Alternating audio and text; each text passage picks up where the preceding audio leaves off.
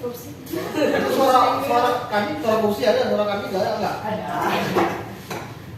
Boleh suaranya nanti agak diperbesar ya? Oh. Baik, sebelum kita lanjut cerita jawab, kita perkenalan diri dulu. Nama kalian siapa? Ya, baik. Terima kasih. Nama saya Resa Persandi. Saya advokat di Bangka Belitung. Bapak? Saya Agus Nursi, saya tetap. Nama saya Febri Aginta Ginting, saya advokat di Bangka Belitung. Mau langsung tanya nggak, Bang? Boleh, silakan. Kakak abang-abang ini, sebenarnya apa sih yang memotivasi kalian itu mau jadi advokat? Pasti. Dimulai dari mana? Oke. Kalau motivasi sebenarnya advokat ini kan pekerjaan profesional yang mandiri yang tidak ada aturan kerja seperti itu kan, jadi lebih kepada mengatur sendiri gitu. Dan yang paling pentingnya bisa membantu orang dalam arti ya bukan hanya perihal jasa hukum yang diberikan, namun ada beberapa juga pekerjaan kami yang membantu orang secara cuma-cuma. Artinya bantuan hukum gratis apabila ada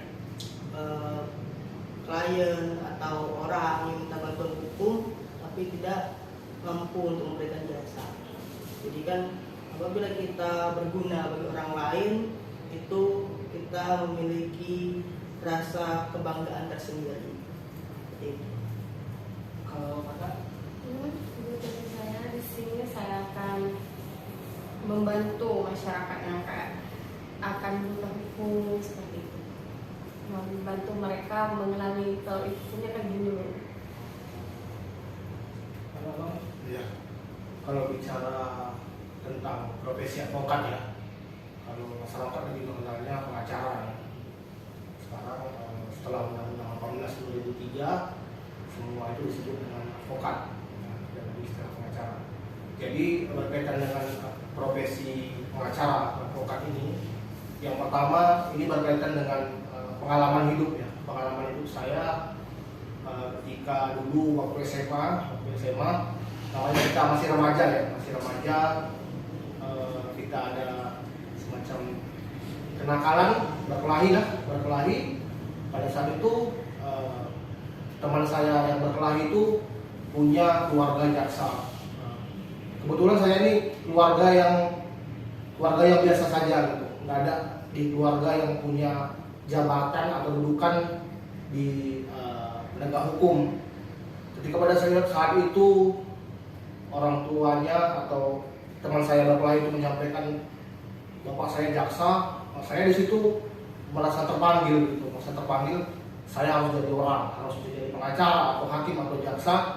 Jadi itulah pengalaman hidup pertama kali saya merasa ya nggak bisa kalau orang yang tidak punya akses atau yang tertindas itu semena-mena oleh orang yang punya kekuasaan. Itulah motivasi yang pertama kenapa mau ngambil jadi pengacara atau advokat. Yang kedua ya selain untuk berguna bagi diri sendiri, bagi keluarga, ya kita harus bisa berguna bagi masyarakat sekitar, terutama bagi kaum yang tertindas gitu ya, kaum yang tertindas yang membutuhkan bantuan hukum dari seorang pengacara. Itulah pengalaman hidup kenapa mengambil profesi pengacara kalau dari saya. Kalau advokat di Bangka Belitung kan banyak, ada nggak organisasinya khusus advokat?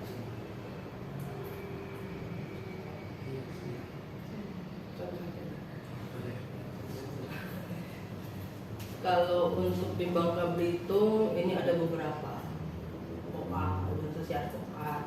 Tetapi kalau yang paling banyak anggotanya itu ada namanya Peradi. Peradi kalau di Bangka Belitung itu ada DPC, Dewan Perwakilan Cabang. Kantornya sendiri kalau sekarang ini di Sungai Liat. Bukan hanya Peradi, tetapi di Bangka Belitung ada juga KAI, Kongres Advokat Indonesia, ada juga HAPI, Himpunan Advokat Pengacara Indonesia, ada beberapa. Cuman yang anggota yang paling banyak di Bangka Belitung ya Peradi. Ya. Menurut kakak sama abang-abang nih, apa aja sih prinsip utama dalam kode etik advokat yang paling penting dan mengapa? Oke. Yang pertama berkaitan dengan kode etik ya. Kalau kode etik advokat itu adalah menjadi semacam rambu-rambu ya, semacam rambu-rambu bagi advokat dalam menjalankan tugas profesinya. Yang paling utama terhadap profesi advokat ini ada yang namanya tanggung jawab terhadap klien. Misalnya ketika mendapatkan kuasa dari pemberi kuasa, pengacara itu wajib menjalankan atau mendampingi, membela profesi sebagai advokat untuk membela kliennya. Baik itu yang namanya berbayar atau tidak berbayar. Karena seperti kita ketahui, pengacara ini nggak digaji negara. Pengacara ini jasanya itu berupa honorarium, itu sah itu. Secara undang-undang sah. Jadi dia baik yang berbayar atau tidak berbayar, dia harus menjalankan dengan sebaik-baiknya begitu. Karena kami ini ada yang namanya kewajiban untuk melaksanakan pro bono, melaksanakan bantuan hukum secara cuma-cuma. Bukan secara cuma-cuma ini untuk ke semua ya. Artinya nanti jangan berpikir cuma-cuma ini semuanya gratis, enggak gitu. Tapi kita harus melihat dulu kan, hati nurani kita ini. Contohnya ada kriminalisasi terhadap seseorang yang bukan dia pelakunya, tapi dipaksakan dia pelakunya. Menurut kita itu, kita bantu, kita nggak minta biaya gitu. Itu panggilan pro bono. Baru yang kedua, kami terikat juga kode etik. Kalau misalnya kami sudah menerima perkara dari pemberi kuasa, kami nggak boleh lagi menerima kuasa dari lawannya gitu. Itu terutama di perdata ya. Misalnya ada perkara A dengan si B, hari ini kami megang si A, tiba-tiba kami bela si B lagi, itu nggak boleh. Nah, itu namanya ada konflik interest atau konflik kepentingan. Itu yang harus dijalankan oleh advokat dalam melaksanakan tugas profesinya dengan sebaik-baiknya. Seperti itu. Sekarang pertanyaan buat Kak Esa ya. Bagaimana perkembangan organisasi advokat di Bangka Belitung? Kalau di Bangka Belitung sendiri, seperti yang saya sampaikan tadi, itu organisasi advokat yang menaungi banyak anggota itu Peradi. Dan dari awal saya gabung di DPC Peradi Pangkal Pinang tahun 2017 sampai dengan sekarang, Peradi itu masih diketuai oleh Taufik. Ya, Taufik Koryanto namanya. Itu advokat senior juga. Nah, sampai sekarang juga untuk pemilihan ketuanya sebenarnya kan harus adanya pergantian. Namun kemarin awal tahun 2023 ini kami melakukan musyawarah cabang untuk pemilihan ketua, tetapi masih ada pengunduran waktu gitu. Jadi sampai sekarang ketuanya sekarang sudah menjadi anggota legislatif yang harusnya tidak boleh kan, tidak boleh untuk memegang dua jabatan. Sampai sekarang masih gitu, jadi belum ada pengganti atau PJ-nya juga belum ada. Nah, untuk kinerja organisasi advokat Peradi itu sendiri sampai sekarang dari awal saya gabung DPC Peradi itu belum kelihatan, kecuali untuk memudahkan kami anggota Peradi ini untuk pengurusan perpanjangan kartu anggota, hanya itu saja. Untuk yang seperti mungkin memberikan penyuluhan kepada masyarakat tentang hukum itu sepertinya tidak ada kalau untuk Bangka Belitung sendiri ya. Berbeda kalau mungkin di luar Bangka Belitung. Ya. Iya. Bang Kakak, saya akan bertanya, apa saja sih Kak yang menjadi penghambat bagi advokat dalam menjalankan tugasnya? Penghambat ya. Ini penghambat advokat untuk menjalankan tugasnya. Ya mungkin ini ya, mungkin godaan ya. profesi advokat ini memang profesi yang seperti yang disampaikan oleh Kak Raisa tadi, bahwa advokat ini advokat yang bebas ya, tapi harus yang bertanggung jawab. Banyak di luar sana advokat-advokat tanda kutip ya, advokat-advokat yang nakal, advokat-advokat nakal yang dia mau instan saja. Contohnya yang seperti yang abang sampaikan tadi, main dua kaki, dari kliennya dapat uang, dari lawannya dapat uang. Nah, artinya di sini dia tidak bisa menjalankan tanggung jawab profesinya dengan baik. Itulah godaan-godaan yang sebagai advokat. Baru yang kedua juga godaan advokat ini, karena yang saya bilang tadi, advokat ini nggak digaji ya, nggak digaji oleh negara. Beda dengan jaksa, beda dengan hakim, itu digaji oleh negara. Advokat ini nggak digaji. Jadi ya kebanyakan sekarang ini kalau dia tidak memiliki panggilan ya, panggilan hati untuk menjalankan tugas sebagai advokat, kebanyakan juga advokat mundur gitu, karena tidak tahan dengan ini tantangannya ya, tantangan. Padahalnya kalau kita bisa kreatif, inovatif, kita juga menjalankan tanggung jawab sebagai advokat dengan baik, yakin dan percaya kalau kita menjalankan dengan baik, orang itu akan menyampaikan dari mulut ke mulut. Nah, itulah yang menjadi nilai plus sebagai advokat kalau kita menjalankan profesi dengan baik. Itulah menurut saya tantangan atau godaan sebagai advokat. Mungkin ada tambahan? Ya, mungkin kalau tantangan sih banyak lah, karena saingan ya, kita bilang saingan, karena advokat itu 1 tahun aja dia bisa melantik ribuan. Kalau khusus Indonesia ya, apalagi DKI Jakarta itu banyak sekali ya. Makanya yang dibilang sama Bang Ginting tadi benar, kita harus ada ciri khas. Nah, ciri khas itu apa gitu, atau apa yang bisa diingat orang seperti itu. Karena balik lagi memang ya itulah pendapatan kita, bukan digaji, tapi kita sendiri yang mendapatkannya dari sumber manapun, dari orang atau dari manapun. Mereka sekali lagi, apakah advokat dapat menolak untuk memberi nasihat kepada kliennya? Memberi nasihat kepada kliennya. Oh ya, kalau pertanyaannya memberi nasihat hukum ya, Ya. ya. Kalau untuk menolak memberi nasihat hukum, kita sebenarnya sebagai advokat ini tidak boleh untuk menolak. Jadi siapapun misalkan datang ke kantor ini minta nasihat hukum atau saran-saran hukum, kita wajib memberikannya. Tapi akan tetapi jikalau misalkan orang yang datang ke kantor itu menjelaskan bahwa dulu permasalahan dia seperti ini, dan kita sebagai advokatnya merasa oh ini tidak sesuai, misalkan nih ini tidak sesuai, kita berbicara tentang hati nurani misalkan, kita boleh menyampaikan kepada dia bahwa untuk masalah yang Anda alami kami belum bisa membantu, mungkin kami bisa sarankan advokat yang lain yang bisa membantu seperti itu, tetapi tidak kami tolak secara langsung seperti menolak, kita nggak bisa kayak gitu. Kasih Kak. Ya. Ya. Oke, baik, izin pertanyaan ya,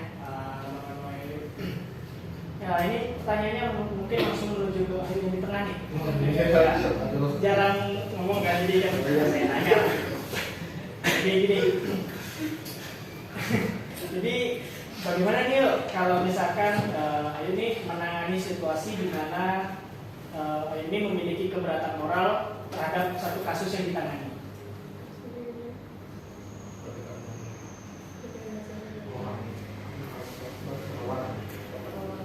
Keberatan moral. Iya. Keberatan moral. Apa sih? Coba ulangi lagi. Nah, ini tadi tuh bagaimana kalau Anda menangani situasi di mana Anda memiliki keberatan moral terhadap kasus yang ditangani. Mungkin seperti yang dibilang sama Iresa tadi, lihat dulu perkaranya itu bagaimana. Oh misalnya kayak di awal nih dia datang dulu, sekiranya itu nggak sesuai dengan hati nurani kita, ya kita secara halus juga menolak gugatan tersebut dengan menyuruh mencari advokat lain. Jangan sampai nanti kita terima tetapi kita nggak bisa menjalankan tugas itu kan. Kita udah dapat honor itu, kita udah dapat kayak kuasanya gitu, nggak sesuai hati kita kan susah juga untuk bekerja. Tambahan ya. Jadi ini kan terhadap perspektif moral ya. Perspektif moral ini kan kita berbeda-beda ya. Masing-masing pengacara itu dia kasus yang dia itu langsung bertentangan dengan hati nurani dia. Contoh kalau saya pribadi saya tuh nggak suka kalau perkara yang berhubungan dengan anak dewasa yang melakukan pencabulan terhadap anak. Itu kalau saya pribadi saya langsung menolak. Artinya cara menyampaikannya dengan calon pemberi kuasa ya kita dengan bahasa yang santun tetap. Tapi secara hati nurani kalau yang berhubungan dengan perkara anak, kan ini banyak nih sekarang perkara contohnya orang dewasa bapak tiri, misalnya kan bapak tiri dengan anak di bawah umur atau dengan guru dengan anak, itu kalau saya pribadi saya nggak terima.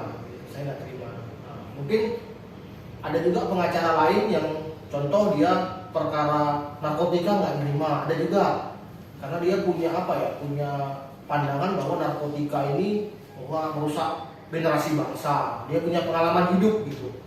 Saya juga punya pengalaman, saya sangat dengan anak-anak itu sangat sayang lah gitu, dengan sangat sayang sekali gitu. Jadi kalau ada yang berurusan dengan anak, tapi kalau anak dengan anak itu kita upayakan yang namanya upaya restoratif justice gitu, keadilan restoratif untuk mencapai pemulihan bagi masing-masing pihak. Kalau anak dengan anak, oke. Tapi kalau orang tua, orang dewasa dengan anak, kalau saya menolak. Kalau Kak Esa yang mana? Kalau saya sama sih, sepertinya kayak agak bertentangan dengan hati nurani kalau kasus-kasus asusila seperti itu. Karena kan kita advokat kan dibutuhkan untuk mendampingi yang pelakunya. Nah, itu kita bertentangan sekali biasanya. Cukup ya? Oke, baik. Ini pertanyaan keduanya nih, bebas ini rebutan ya. Pertanyaan rebutan ya. Jadi ini soalnya tuh bagaimana Anda memastikan bahwa klien memahami hak, kewajiban, dan resiko yang terkait dengan kasus hukum mereka. Hak, kewajiban, dan resiko. Ya, kalau ditanya bagaimana klien itu pada saat datang ke kita, datang ke kantor kita, dari awal kita sudah sampaikan apa haknya dia, apa kewajibannya dia. Artinya apa? Cuma satu, kepercayaan yang dibutuhkan klien itu kepada advokatnya. Kalau dia nggak memberikan kepercayaan kepada advokatnya, maka itu tidak akan terjadi surat kuasa. Surat kuasa adalah pemberi kuasa dan penerima kuasa. Penerimanya jelas advokat kan, seperti itu. Nah, untuk hak klien itu adalah diberikan bantuan hukum sampai dengan permasalahan hukum dia itu selesai. Nah, kewajibannya apa? Kewajibannya kesepakatan antara klien dan advokatnya. Misalkan advokatnya sudah menentukan honorarium 1 sekian gitu. Haknya advokat, kewajiban si klien. Nah, untuk resiko di perjalanan perkara itu advokatnya wajib apa? Wajib memberitahukan kepada kliennya. Oh, kalau kayak gini perkaranya dampaknya seperti ini, Bapak Ibu gitu. Kalaupun kayak gini, Bapak Ibu nggak boleh kayak gini. Jadi advokat yang telah menerima kuasa dari klien itu harusnya bisa memberikan pandangan hukum. Pandangan hukum artinya satu pemikiran. Jadi nggak bisa kliennya maunya seperti ini, advokatnya ngikut, nggak bisa kayak gitu. Karena yang tahu aturannya, tahu bagaimana proses hukumnya, advokatnya harus bisa menjelaskan, harus bisa pola pikirnya disampaikan kepada klien. Bukan kliennya yang harus mengatur seperti itu, bukan. Jadi dia resiko apapun di perjalanan persidangan, mau itu 5 tahun selesai, mau 3 tahun gitu, advokatnya harus bisa menjelaskan. Maupun itu resiko biaya, resiko waktu, tenaga, advokat harus bisa menjelaskan. Oke, ada tambahan lain? Iya. Jadi kurang lebih ya saya analogikan profesi advokat ini sama kayak dokter ya. Jadi dokter ini salah dia memberi obat, ya dampaknya dengan pasiennya pasti terjadi ya nggak sembuh kan gitu. Begitu juga dengan pengacara.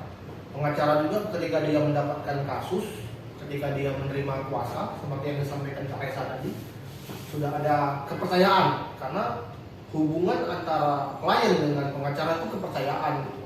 Kami orang lain kan, tiba-tiba ada orang memberikan kuasa, dia harus menceritakan secara penuh dan utuh gitu.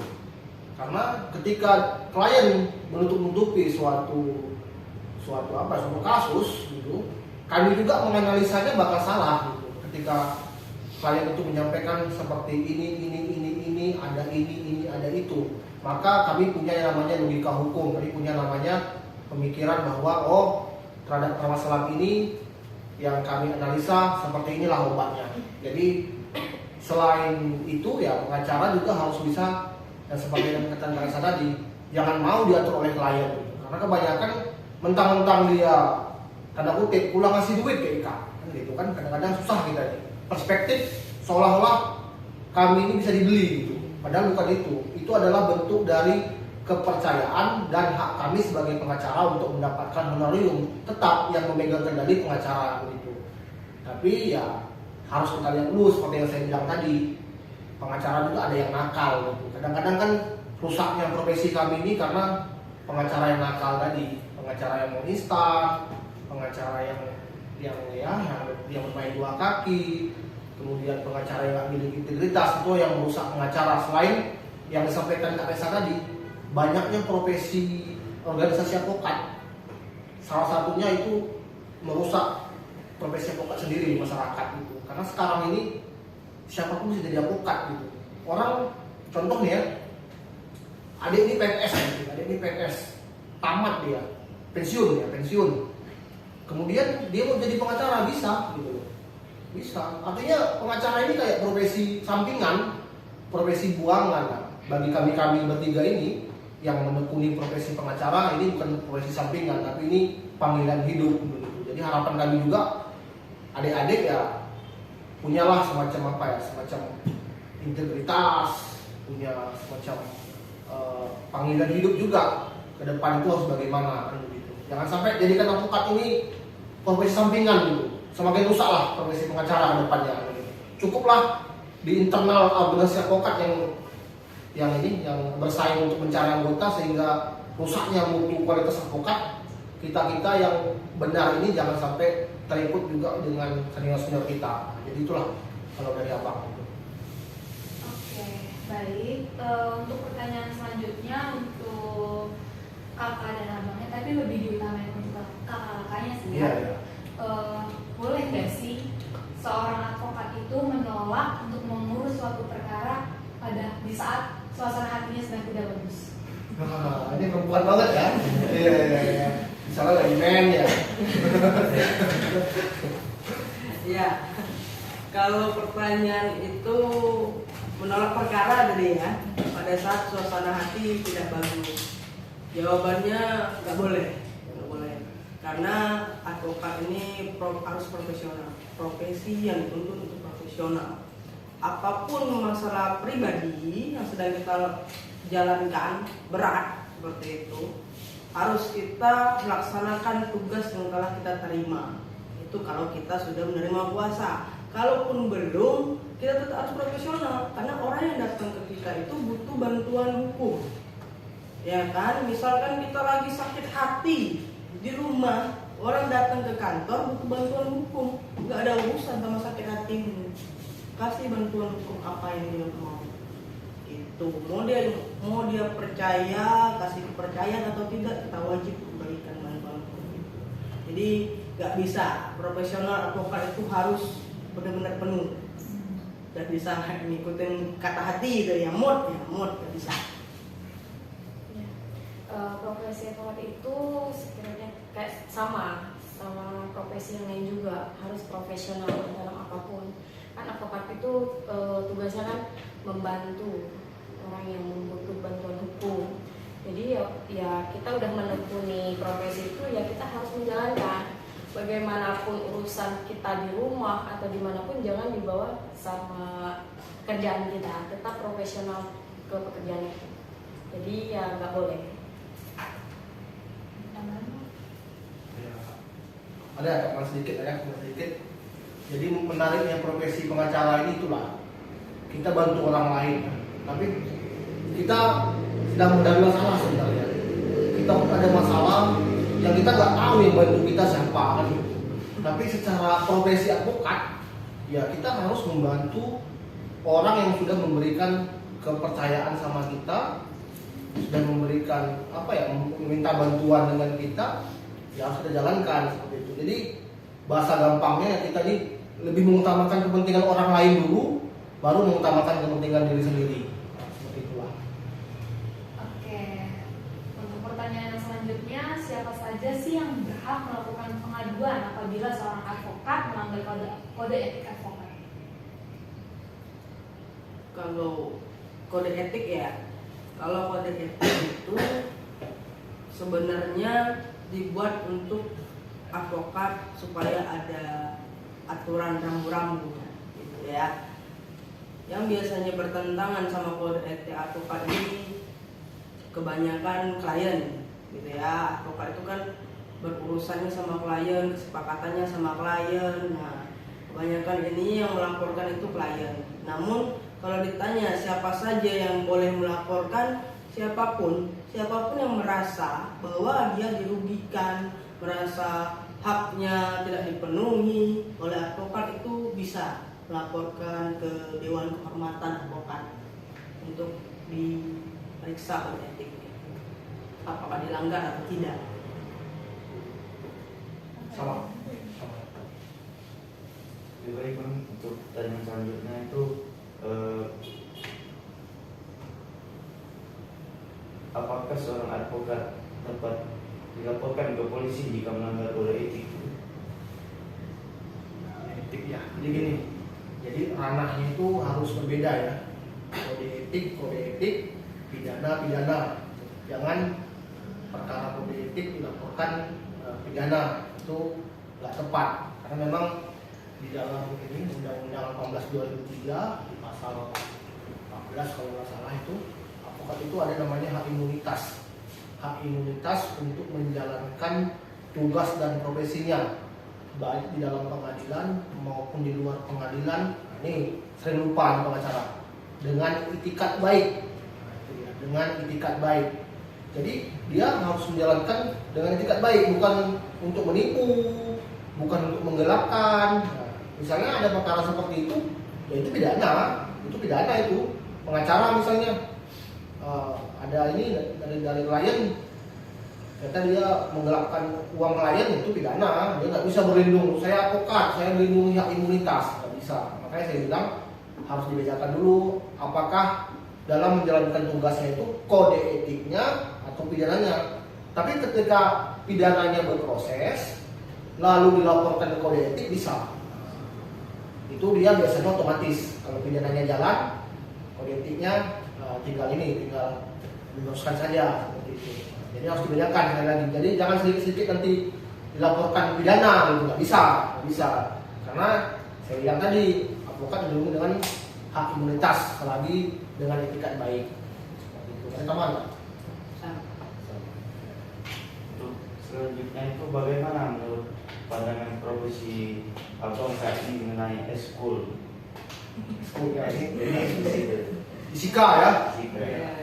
Emang Ya, kalau eskul ini lagi naik lagi ya. naik lagi ya. School. Perkara Jessica ini tahun 2017, ya kan? 2017. Kebetulan waktu itu saya pribadi ada di situ. Bukan sebagai advokat, sebagai magang, ya, sebagai masih magang di Jakarta. Kebetulan kantor saya itu ada sidangnya Saiful Jamil di atas, Jessica-nya di ruang bawah. Jadi saya nggak ngurusin lagi sidang Saiful Jamil, saya nonton sidangnya Jessica. Jadi saya tahu sedikit gitu ya, saya tahu sedikit dari Pak Oto Hasibuan, ya, saya tahu sedikit dari Pak Oto Hasibuan bahwa sampai putusan pun jaksa penuntut umum itu tidak bisa membuktikan, artinya membuktikan secara fakta persidangan bahwa Jessica itulah orang yang memasukkan cyanida ke Vietnam Coffee. Nah, sampai putusan pun jaksa nggak bisa membuktikan itu. Hanya saja jaksa memberikan pembuktian menggunakan ahli forensik yang menyatakan bahwa tubuhnya Mirna itu terindikasi cyanida. Nah, itulah yang mungkin waktu itu disimpulkan oleh hakim bahwa Mirna meninggal karena cyanida. Tetapi pembuktian fakta persidangan Jessica memasukkan kopi itu tidak ada, karena ada paper bag di sini, nggak tahu Jessica ngapain. Inilah kopi Mirna di belakang paper bag. Nah, sampai sekarang kalau dari sudut pandang saya sebagai advokat, ya keadilan belum ada di situ. Ya, hampir sama kayak Joshua, kalau nggak ada yang ini memaksa yang keras gitu kan, nggak bisa. Seperti itu sih, karena saya waktu itu tahu hadir di situ, memang fakta persidangannya nggak terungkap bahwa Jessica yang masukkan kopi Vietnam itu. Setelah sidang itu, saya penasaran, saya datang ke GI, saya pesenlah kopi Vietnam itu. Saya pikir kalau saya materi mati gitu kan, ternyata enak. Walaupun harganya agak mahal, saya pesen itu. Ya, penasaran itu. Nah, gitu. Jadi kalau saya kayak gitu, apapun yang saya putuskan saya pergi. Urusan nanti gitu. Jadi kalau sudut pandang kami, saya waktu itu aku berpikir fakta persidangan tidak ada yang menyatakan bahwa Jessica itu memasukkan. Karena pidana itu nggak bisa katanya, ya harus ada bukti otentiknya. Mana yang dia masukin, nggak ada. Sampai sekarang ada hukum. Itu. Ya. Tambah dikit lah. Sama lah kayak KSA ini 2017 ya. Posisi juga saat itu abang baru selesai PKPA di FHP. Itu naik apa namanya, busway ke Penjapus, cuma mau lihat Jessica kan, nengok di TV, oh cantik juga Jessica, ya kan?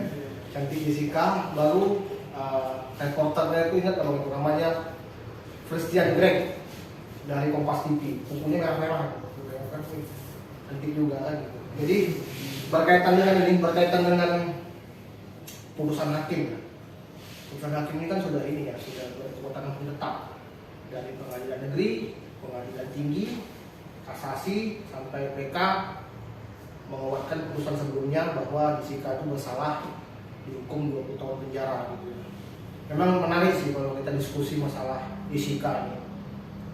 Seperti yang disampaikan Kak Reza tadi, kalau dari pandangan kami ya selaku advokat, dari pasal 184 tentang alat bukti itu, saksi, ahli, surat penunjuk, terdakwa, tidak ada satu saksi pun yang melihat bahwa Jessica itu masukkan racun ke gelas si Mirna kan begitu ya. Baru yang kami dilema sebagai pengacara ini, bahwa untuk menguatkan argumen dari jaksa ini dipaksakan dengan keterangan ahli gitu. Contohnya ahli muka ya kan, oh iya mukanya seperti apa namanya itu, ahli bukan forensik, dia bisa melihat kalau mukanya ekspresi, pakar ekspresi. Oh dia seperti ini, seperti itu katanya kan. Oh kalau dia seperti dia gelisah kan. Iya. Nah, itu yang bertentangan banget dengan yang kita pelajari selama di fakultas hukum gitu kan loh. Ini nggak ada yang melihat kok dipaksakan dengan keterangan ahli yang menguatkan dari argumen jaksa gitu kan. Baru yang selanjutnya ya kalau kita boleh jujur ya keyakinan hakim itu juga kita bingung gitu kan, alat bukti ditambah dengan keyakinan hakim. Keyakinan hakim untuk memutus orang itu bersalah atau tidak bersalah, apakah iya dengan hanya keterangan ahli seperti itu? Kalau dari yang lain nggak ada itu. Baru selanjutnya perlu koreksi juga sih, perlu koreksi juga di hakim ini. Terlalu bebas hakim ini, terlalu nggak bisa diintervensi gitu kan, karena hakim ini kan berlindung di balik Undang-Undang 48 2009 tentang kekuasaan kehakiman. Kekuasaan kehakiman itu bicara apa? Kehakiman yang bebas dari intervensi, merdeka dari pihak manapun. Jadi seakan-akan mereka tuh merasa ya betul dia memang Tuhannya di dunia, Tuhan dunia. Jadi mereka ini ya kayak sekarang ini ya, no viral no justice. Itu sebenarnya kan karena bobroknya hukum kita. Gitu. Sebenarnya nggak boleh karena viral baru diproses, nggak boleh karena viral baru hakim misalnya kasus ini, eskul ini ya, ini kan sudah menjadi pembicaraan dunia kan kasusnya Jessica ini, sampai di video itu si Jessica dihalang-halangi kan waktu video dari Netflix itu, maaf waktu Anda sudah habis begini begitu. Di perkara yang narkotika, gembong narkoba bebas, kenapa di Jessica ini seakan-akan ada yang ditutupi oleh penegak hukum. Itu juga ya harapan kami juga kan, ini ketua umum kami yang dipimpin oleh Pak Foto Hasibuan sekarang sedang mengajukan PK kan, PK bisa 2 kali sejak ada putusan Mahkamah Konstitusi. Kalau ada nanti novum ya kita berharap sih dengan perkara Jessica ini semoga Pak Foto Hasibuan juga berhasil ya, kita doakan. Kita bukan kita nggak prihatin dengan Mirna karena hilangnya nyawa, nggak, cuma kita ini ingin tahu siapa sih orang-orang yang bermain di balik dari penegakan hukum ini kan gitu, biar ya keadilan itu bisa hadir untuk semua orang. Itulah, terima kasih. Kita udah cukup ya.